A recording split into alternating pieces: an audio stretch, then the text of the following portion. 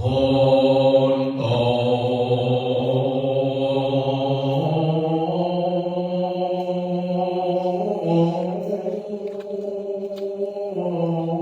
ฟังลาฟังลามหาโมลสัทธาตั้งลา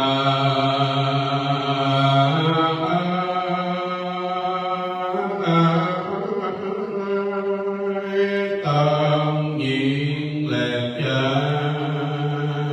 ยตั้งใหญ่และน้อยอันประกาศมานั่งดีเรียบร้อยเป็นถอยอยู่ฟังธรรมอาตมาหม้อน้อยจะกล่าวพ้อยพระธรรม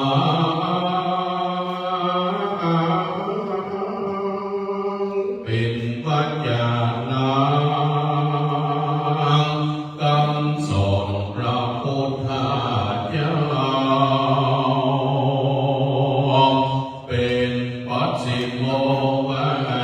กาแห่งเกี่ยวหนอดวงธรร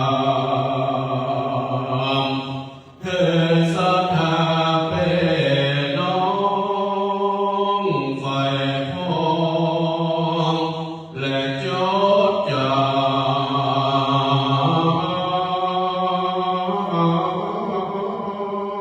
เอาเป็นเครื่องนำป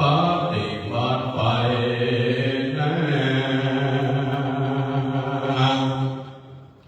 เธอพ้นจากทางชั่วจะไปแน่สู่ทางดีสมเด็จพระมุนีไขวัดจีฆะอุแก้วเป็นธรรมเลิศแล้วว่า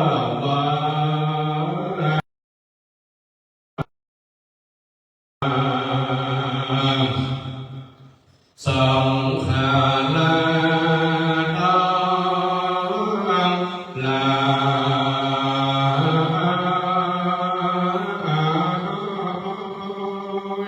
บ่มีจำหมายเพียงมานแม้ทรงตามตามข่าวนั้นยาวแล้วก็สั้นมันแล้วก็แม่พรมันก็เป็นปัญหาที่พระพุทธกล่าวไว้เป็นอนิจจังแต่สายแต่แรกเริ่มเดิมทีทรงและตามนั้นท่านก็กล่าวไว้เป็นสัพเพ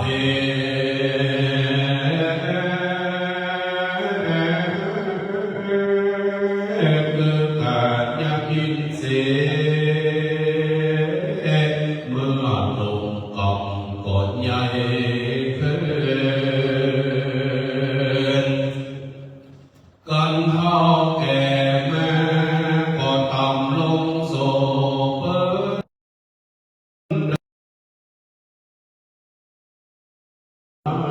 ไปดำและขาวนั้นก็คือเกศาอันน้ำสา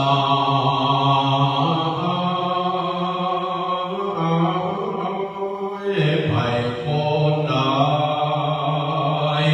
แม้พอหันก็ไกล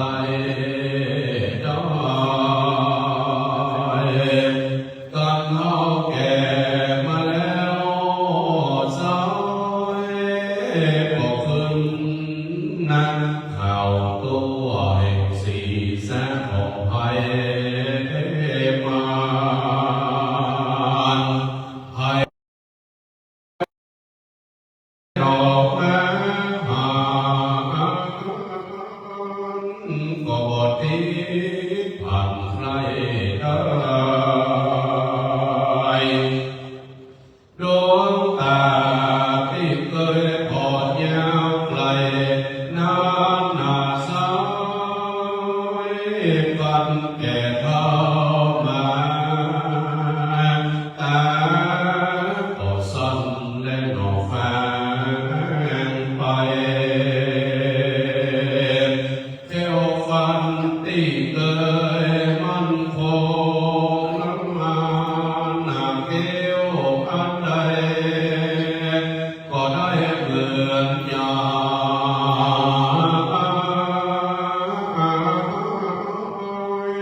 ของแข่งอันใดก็ขอเลือกได้การว่าเที่ยวนครแล้วสายเจ็บปวดมาไม่น้ำตาแย่หนอปางลงความตายแม้เธอตายก็ปลอดโปร่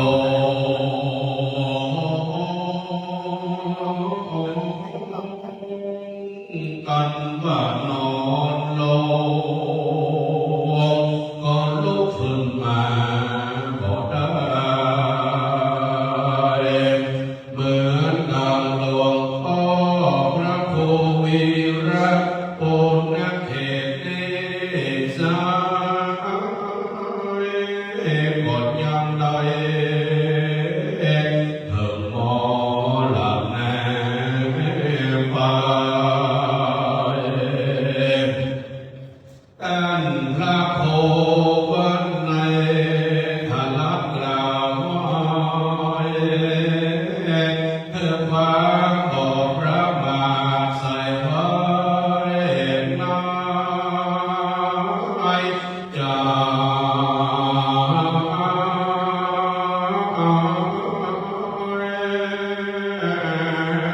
เป็นคำสิ่งใดก็ละเป็นฝีได้สร้างสมความดีกุศลนาไว้เป็นป่าทายเขาหอมเมื่อนอนเตียวตามจากข้ามแห่งต้มเกิดวัดตา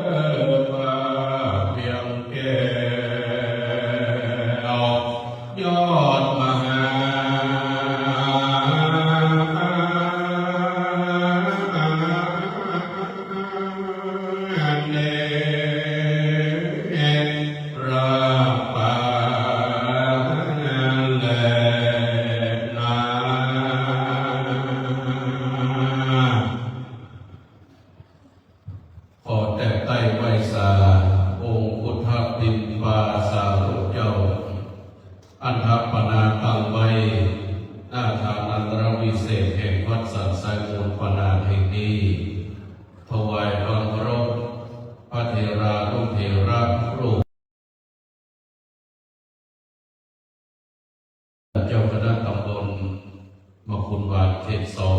2รวมไปจนถึงท่านอาจารย์พระมณีกาสิริพงศ์กิติพัฒโพรักษาการแทนเจ้าวาดวัดสันไซมูลแห่งนี้ขอเจริญพรญาติโยมสาธุชนพุทธบริษัททั้งหลายทำมีคาถาต่อจากนี้ไปอาตมาภาพจะได้แต่เทศนาธรรมเนื้อมหาจากเทศดรจาดกการพัน11ชื่อว่าการมหาราชอันเป็นนักธรรมกรรมเก่าที่อดีตเจ้าวาดก็คือหลวงพ่อพระครูวีรบุญเขตท่านเคยได้แสดงธรรมไว้เคยกินเนื้อธรรมมหาจากเมื่อยังมีชีวิตอยู่มาจนถึงกาลโอกาสวันนี้ครบรอบ50 วันแห่งการมรณภาพอาจารย์พระปฏิกาสิริพงศ์เป็นต้นก็ได้พร้อมใจกันบำเพ็ญกุศลฟังเทศน์และฟังสวดโดยได้นำเอาพระธรรมเทศนาการชื่อว่ามหาราชในเนื้อมหาจารย์เทศดรจาดกกันพ11นี้มาแสดงเพื่อน้อมบำเพ็ญบุญอุทิศไปถึงดวงจิตวิญญาณของหลวงพ่อพระครูวีรบุญเขตผู้จากไปโดยได้รับความเมตตาจากบรรดาศรัทธาญาติโยมผู้เป็นเจ้าภาพก็คือคุณพ่อชัดชัยคุณแม่สายพินศรีมันรักพร้อมครอบครัวการทอมนี่อิเล็กทรอนิกส์ตู้เซลล์สัปกรวันนี้พี่น้องศรัทธาบ้านสันไซมูลปานาของเราทุกผู้ทุกคนทุกหลังคาเรือนได้พร้อมใจกันอุทิศไปถึงดวงวิญญาณของหลวงพ่อผู้จากไปในโอกาสต่อจากนี้ไปก็ถือเป็นการเสียเวลาก็ขอเชิญชวนมวลศรัทธาญาติโยมของเราเจ้าข้าทั้งหลายทุกคนได้พร้อมใจกันสดับรับฟังพระธรรมเทศนามหาจารย์เทศดรจาดกการพัน11ชื่อว่าการมหาราชเปิดน้อมอุทิศกุศลไปถึงดวงจิตวิญญาณของหลวงพ่อผู้จากไปในโอกาสวันนี้นะโมตัสสะภะคะวะโตอะระหะโตสัมมาสัมพุทธัสสะโอทิสัตโตจัมมังเตจัมสัมโมตัมมังนาสังกัปปติเยอัสสะเมวะสิโสลัมดับธรรมเทศนามาออกขาดมาเถิดเติมมาหานากันเรื่องส่วนรางบุญเรื่องผู้เอากำตังนอนเนาละจะปัดทีตั้งสองสารีแก่ไทยเข้าโซปาไม่ตาลงโกนการตั้งบนดำเนินยอมยมจึงหาดดัญญาอยู่ในสารนาแก้วโพอันอินตาให้ปิสุบัมเตวัมโอแต่ให้เป็นตาบัดนั้นแลโจยังโอภิส่วนบาจุจักตามนำผู้เท่ามันก็ผู้เอาสมยังเจ้านำไปด้วยบทตั้งใจนักโสดได้ทุกสิ่งโยกันแน่นาเทวันดามวลมารักษาสองน้อยแม่แต่กล่าวไปเมื่อตาพับใส่ทุกต่ำคำหลับโดยไปดังอันเบื้องบรรยุจะกัดลามันก็บัดสองโลกแม่พี่น้องไว้เดือดดินได้ทำยิ่งกว่าตายแต่เนื้อปันกากินโอนมันก็ขึ้นนอนบนเรือข้าไปหาไปสุขกับวัดนั้นแลตาสามเด็กข้าในไรผ่านแนบัดนั้นย่อมมีเทวามุตตนหนึ่งก็มาในระมิเป็นเหมือนแต่ดินลีเป็น ตั้งหานาสีตนป้องเป่าเป่าแม่ยังมีเตวันดาตนนึงก็มาเดลมิตเปเหมือนแท้ดิเลเป็นตั้งนางอาจมาทีตนแม่ก็เข้ามาแก้โพดปล่อยยังคงมาหน่อยตั้งสองพี่น้องเธอโพดจากพวงเขาเพื่อเขาแล้วก่อนนวดฝันกันตีเจ็บตีไม่เธอให้เน็บเลยตีรำตีแล้วก็อาคงสกเกตเนื้อสักเบยเอานั้นวิเศษอันสุภามาแล้วก็เอาสองพระโพปานนอนอยู่ไกลที่อยู่ไกลผู้พระเขาโดยสาสาเดชในเมื่อไรแท้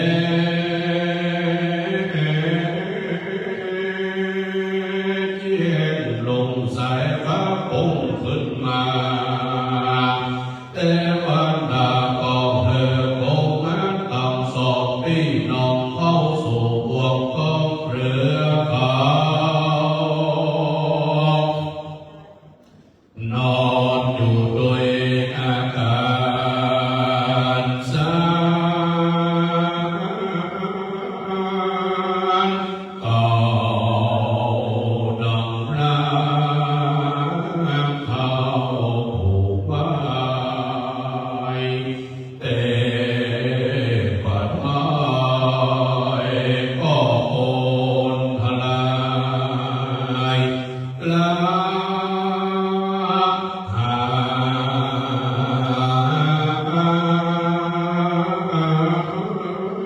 ไปวันนั้นแหละปุ่มมันตั้งสองพี่น้องอันแต่วันดาหากตามรักษาปองขาดปองพิพัญญาอันใดจิตไปโดยตามลำยุวันอันแลจงยังตั้งลำอันแต่วันดาหากปันตนเข้าหัวใจว่ายังไปสู่เมืองกนิกันนาอันเป็นอาภาแห่งตน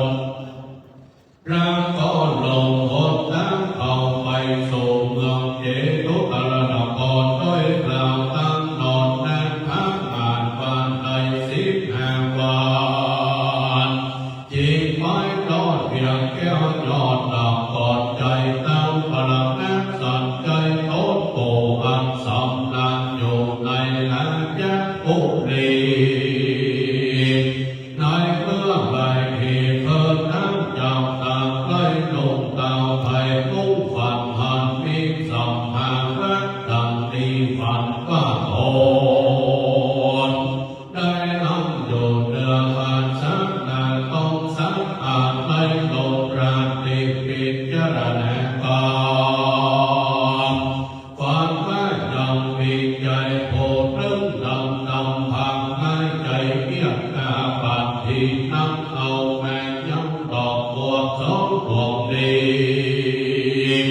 แม่ตั้งไว้เดือบมือฝันว่าตนได้เอามาพัดลงในโพตั้งสอ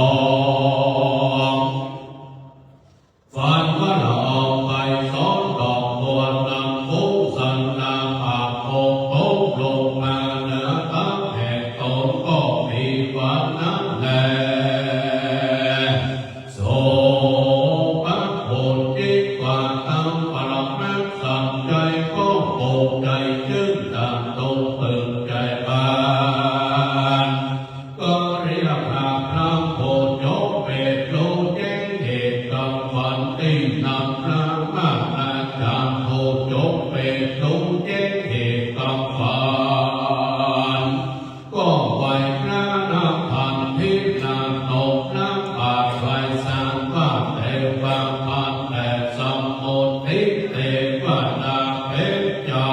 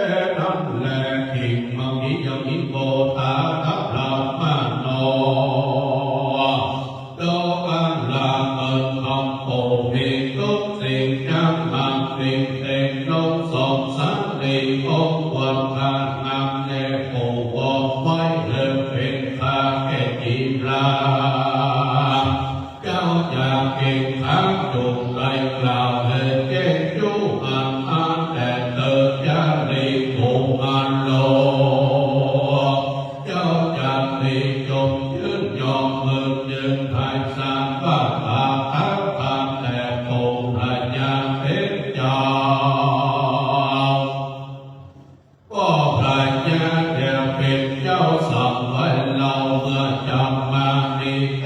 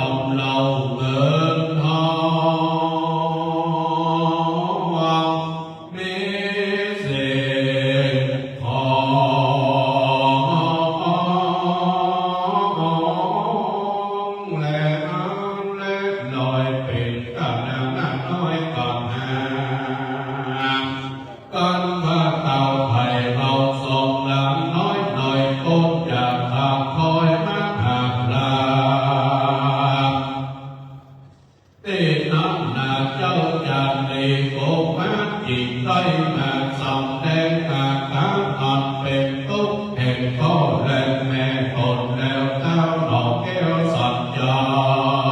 ยได้ดินกำนันนับลาจันทร์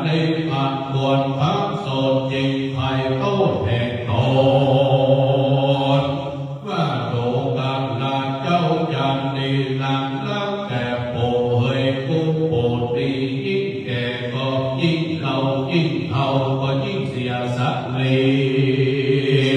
ผู้ปู่ได้ฟังคำเจ้าสีพิแม่สนสอนรวดได้พักพอเจ้าดีทำคืนนั้นแหละนาการทั้งใดที่ปู่ได้ฟังพักตัดเสียจำสักลียนสักนาแห่งพ่อเจ้าโอ้ผู้เฒ่าก็ได้กระทำเหตุแท้ดีกรรมอันนานจะว่าดีบ่มีและเจ้าหากเป็นกรรมอันบ่ดีบ่จอบอกรักบอกด้วยปราณาจะพิจารณาแต่แลดูกันลาเจ้าจันทร์นางนับแก่ปู่เฮยพอมันเจิดเจ้าไปนาทางนาดิโมยังพ่อเจ้ามาสังเวยเมืองเขาเราสองตีแต่เธอเมื่อนำเจ้าจันทร์ยิ่งได้ทางต่อว่าดูกันลาข้าแต่พระปู่พระญาเป็นเจ้าจากนั้นดาบน้อยนี้เราจะทำเมืองเดียวว่าคนบนหูจะลงไปที่บนตันกาวบนตั้งจับแล้วใจมาโดยง่ายน้ำใจ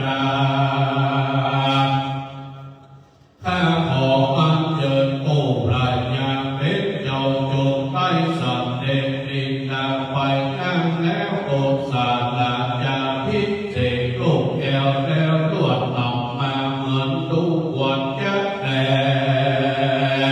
ตาโตทันนั้นบอกดินนานโมเสสนาอากาศใจยักแก่งก็มารวบรวมเอาอย่างเจ้าแหลมมาตองลายเพื่อยอมไปหน้าทันหายังโกรธพระราชาเป็นเจ้าในเขาฟังกันทั้งฟังฟังตากิเลสนั้นแหละนาตุปาลาโมเสสนาจักโมเติมตามสายจากนำทองนำสักดอกโมเพื่อพ่อเพชรแม่ขอพักแขวนสักใหญ่ขอเพิ่มใส่เติมตามพอตรงนางยัดยาพอเล็กปาเปล่าเปิดจัดใจเติมข้างทองทาพกสองเนื้อโ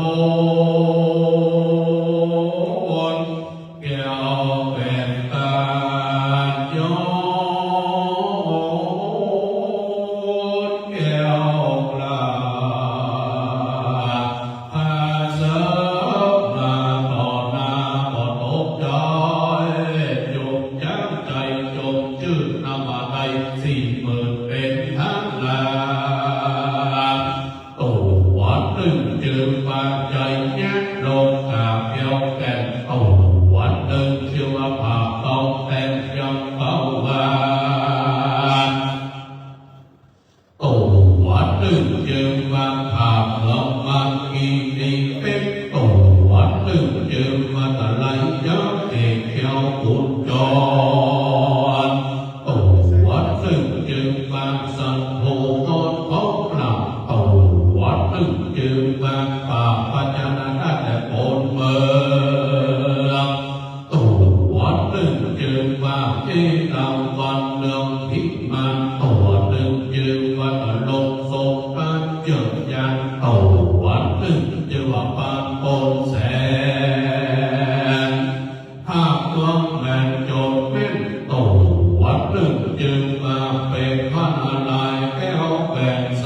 งกรานต์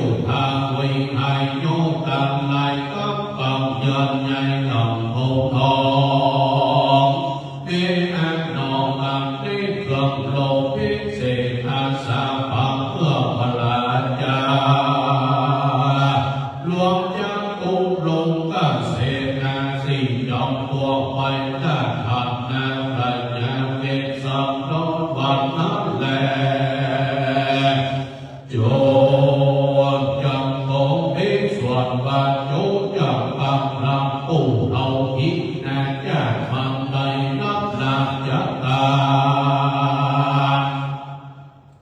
มันก็มากินอาหารหลายดาวเผาโลกบางของมีแท้ยาพันแม่ปวดดามาให้ปกเดือกุดไตข้องกินอยู่พันยุกเอาพันของกินปุ๊บเต็มพักโตเขาอาก็บอกตั้งใจตั้งให้ฟังลูกหายใจเขาจะกินตำลาซากับพักแปมกินตำลูกเกิดแดงไม่ใส่ตำพักไข่พักยีใส่เครื่องเดงห้องเกิดบอกปีโพคือกินกับวันนึงก็ปีกับวันนึงก็ปับยอหุ่นดีพอดีก้อยเบิดนึงก็มากินแกงหอยแกงต้มไก่เบิดนึงปันเอาใส่แกงก้อนเบิดนึงก็นอนเบิดนึงก็นั่งกินเสียงอย่างตามสบายใจพ่อตาสายจุกมากเหือย้อยหนาเต็มต้นสองตาโมดเงินหูอีกเบิ่งเขาใกล้ตึงปากหายแม่หัวลายตาเกือบเขาพ่อถามว่าพ่อเท่าอิ่มแล้วจันเดินตีน้ำปูพังก็ฮือ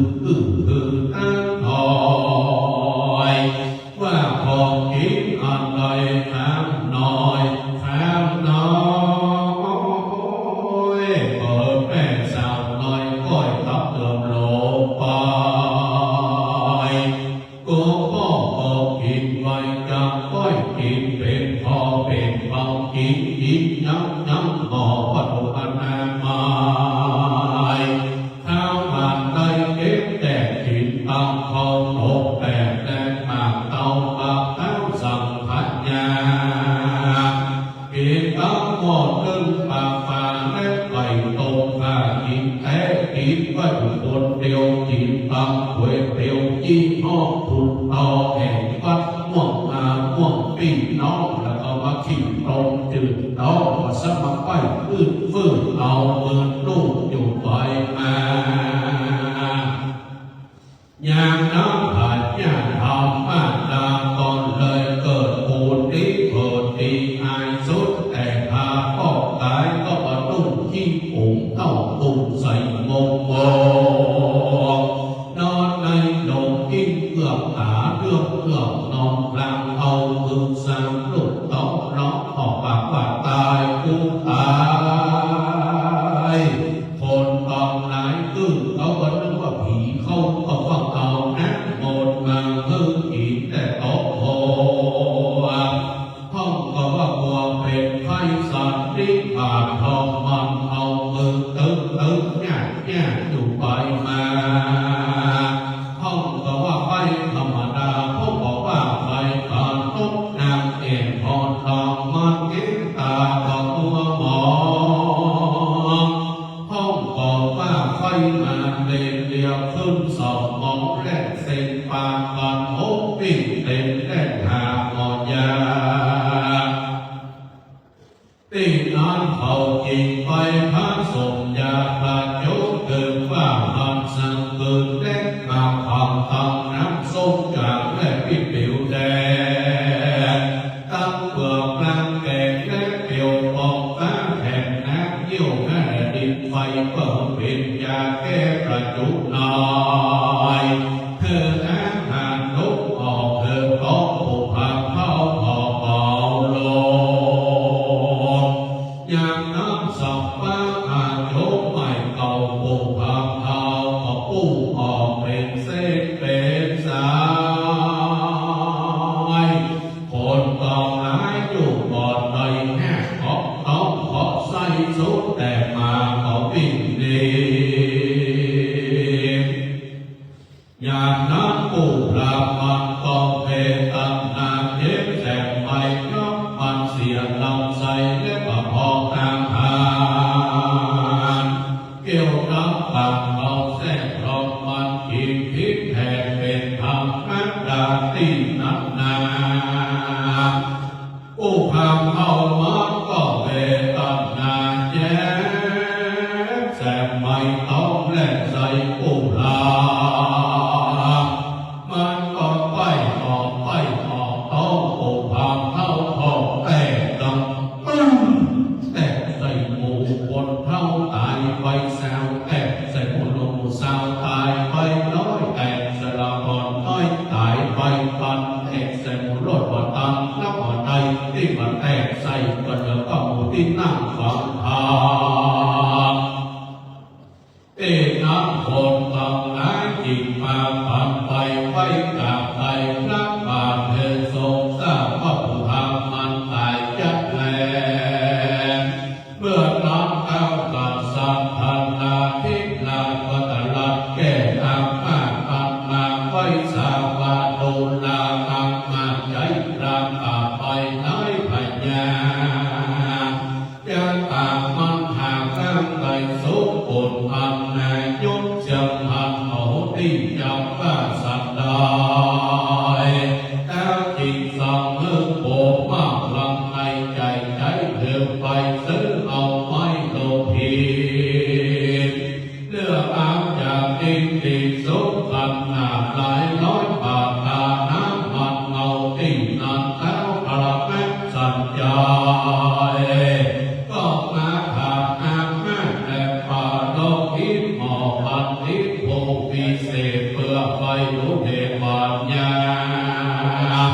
เจ้าองค์โสภาปู่เท่าวันในเจ้าจับดีที่นั่นหมอพันธิก็ยออันจุดีไก่กล่าวไว้พระบาทเจ้าตามคำมีว่าวันโพนี้ก็หากเป็นวันดีก่อนจะควรพระเจ้าฟ้าแต่งแห่งเสียพีเพื่อให้ผลต่างหลายดุส่วนสันติก่อนเต้าอันเมืองพักรายักเจ้ายักอยู่สุขเสพก็ควรจะแลตามโพมันใดมากังลาก็ตลาดแก่ทางปาถึงอาวิภาแม่น้ำตาเอาคนตาฟังมาแก่ไม่แก่กองจับแก่ก็บอกแก่กองจับไปก็บอกไปเธอเอาคนที่ไม่มาสอบกับปีเดินไปสอบตกตีตุกบ้านเธอเอาคนทางแห้งมาก่อนเดินไปก่อนเธอเอาคนเป็นกุ้ยเป็นอ่อนมาโดยตองหลังเธอเอาคนที่โป่งลางมาสบายโถหอกเอาเลือกเอาโอ่งที่เล่ามาถือคันพอสีและพอปอนอย่างนั้นเขาพอจกเอาพอผู้พาไปเคลื่อนเก่าแก่จุกเพื่อนมันจะเอาไปเสียที่ไหนเล่าดีกาจะเอาโสผู้พาไปเสียยองแม่แนมก็จะเอากินปูแน่กินปลาจะเอาไปเสียยังแม่ก็จะเสียที่ปูเอาจับเอาไปเสียที่เขาเป้าก็เป้ามันพอว่าจะเอาไปเสียที่เขาไม่ตามก็ตามมันก็ใหญ่จับเอาไปเสียที่เขาไม่ไผ่ก็จะเอาไปกินแห้งจะเอาโสปูพาไปเสียที่เขาไม่สั่งก็จะเอาไปกินนอจะเอาไปเสียที่ข้างน้ำบ่อก็จะเอาไว้ตักกินจะเอาไปเสียที่ข้างน้ำริมก็จะเอาไว้เป็นที่ตักอาบและลำหัวจะเอาไปเสียที่หัวก็ตัวผีปูพามันหลอกจับเอาโสปูพาหัวงอกมาเสียที่สัมใส่มูลปากหน้าสัมปากตองนี่ยังพอดีตาปูพาที่นามาตายแล้วนาก็มาเป็นทุกข์ขาลำบากซ้ำก็มาตายยังก้อนยังจากเอาออกมาการมัดคอลากไปเสียพอดีกาตั้งแต่เกิดใหญ่แม่ก็เคยแฮมพีน้ำใจ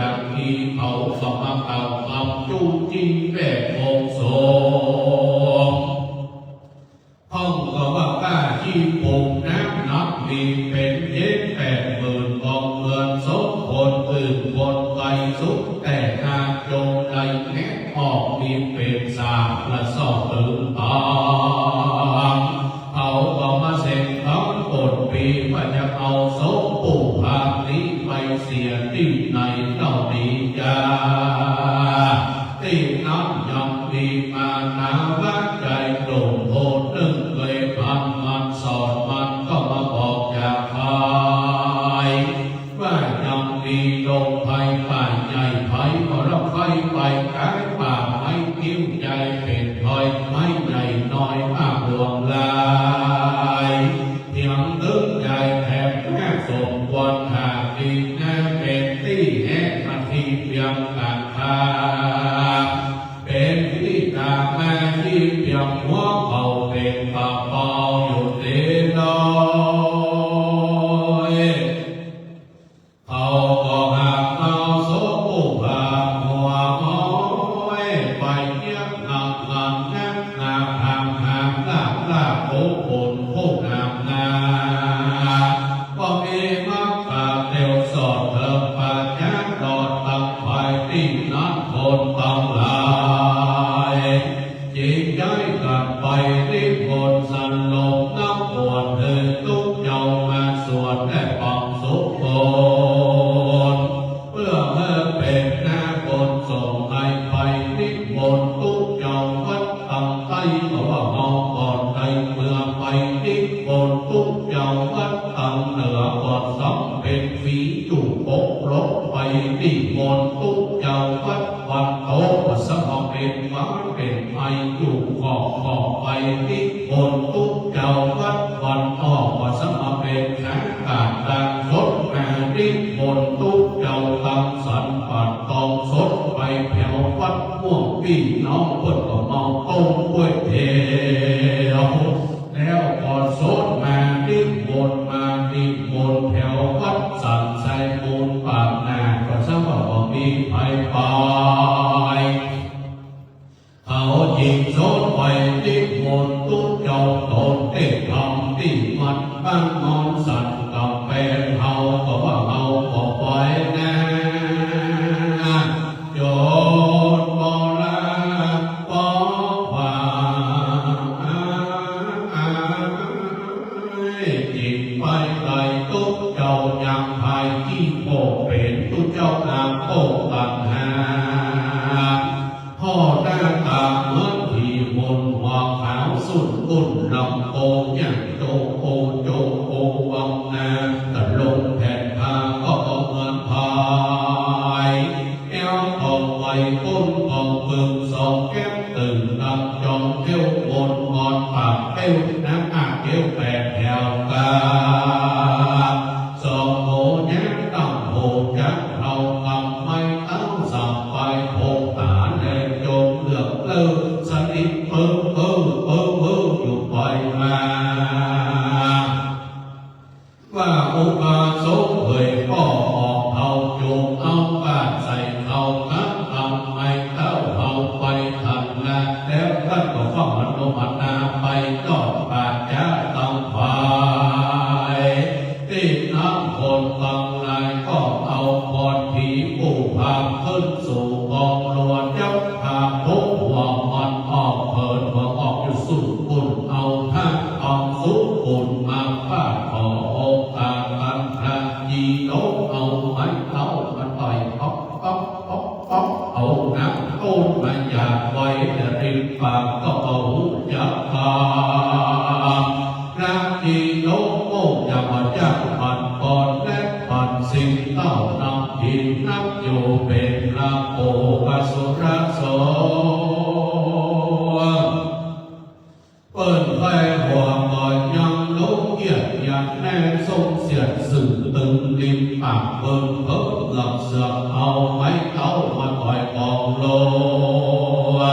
เสียงดังก็พบอากาศร้องออกปากว่าเอาสิ่งความทำตื้อมาพันแล้วก็ทำนักโมสามรอบลำกอบโดยสรณาคมสีนักทรงหาสิ่งเก่ายังทำอายุยิ่งกว่าพุทธลาธรรมมาพุทธลาธรรม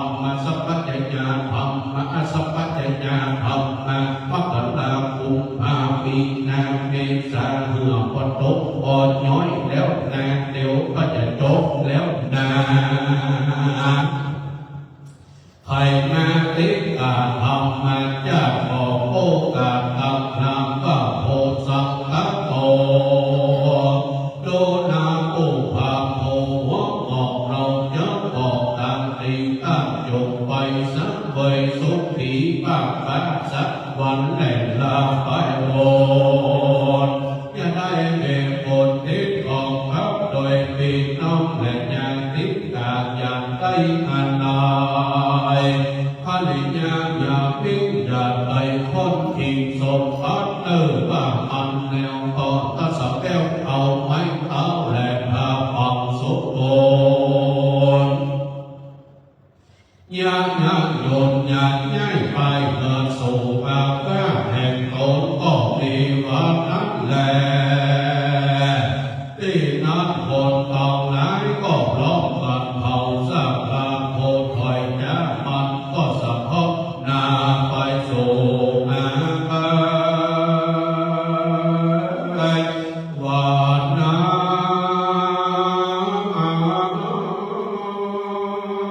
แลนา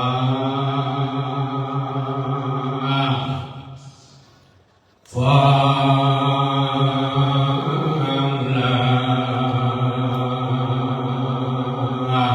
สะทาตังนา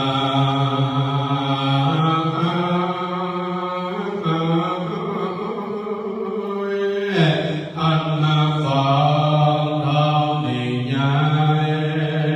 ตั้งหลายใหญ่น้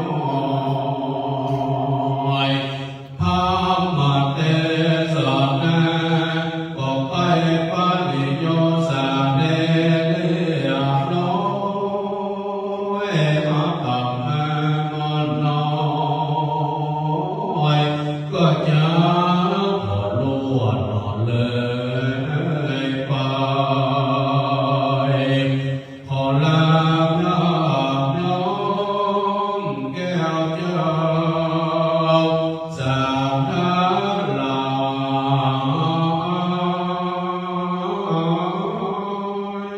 ลาตั้งไปนอกและไปหลายลาตั้งยิ่งใหญ่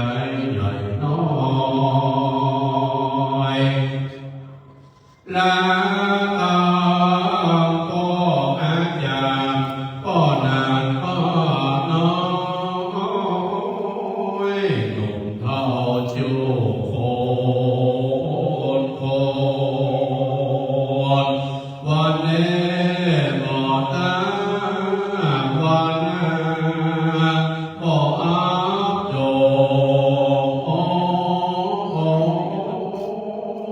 จะไปในโม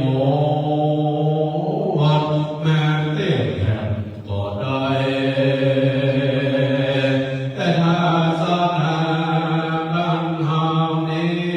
แน่จริงน่าใช่ติดประจำไว้วันเดียววันดีกาวาลาเตเลอาตักมาขอพออาโหสิกา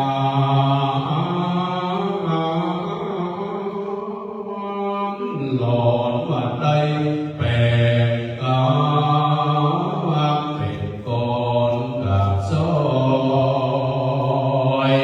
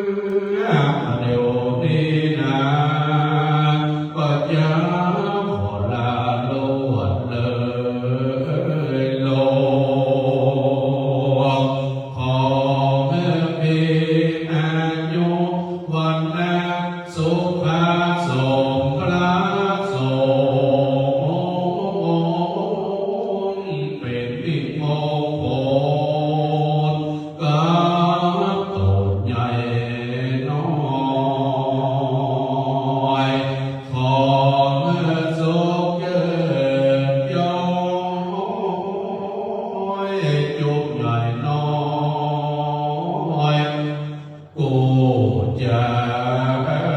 ยิ่งอกดีโดยภากา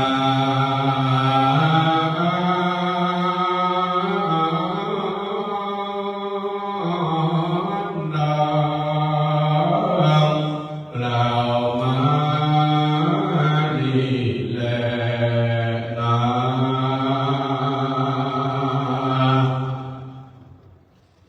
มหาลังจังปะปังเนเทตังกิญญาสังวรนานาวิเศษจารมเอกมหาลาปัลไวเลอันพระนาพระลาไปด้วยกันอุปาทถาก็บังคมสมเรศเร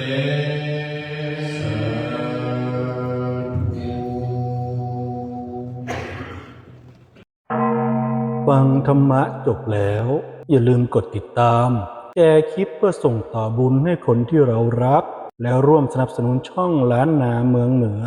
ด้วยการกดซุปเปอร์แตงด้านล่างคลิป ธรรมะสาธุ